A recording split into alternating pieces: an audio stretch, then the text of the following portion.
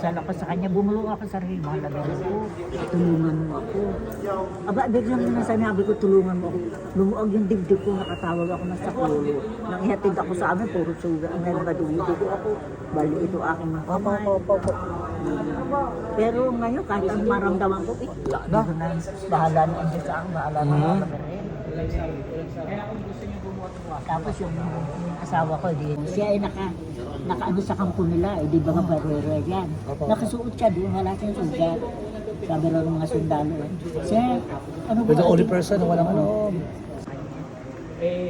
Salamat ko sa mga lahat ng niyaya. Yung mga apo ko, isang take lang ng nurse, isang take lang ng ganit, nalagayan.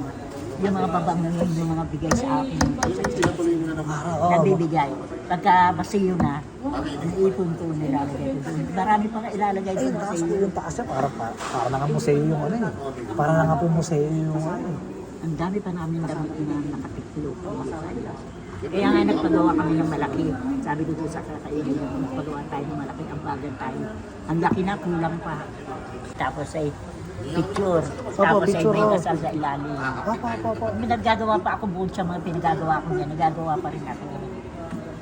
Anong gusto ng iba yung malaki ang damit. So hindi lang basta damit pala to eh. Hindi, lamit yan ba rin? Ay, alam mo ba ang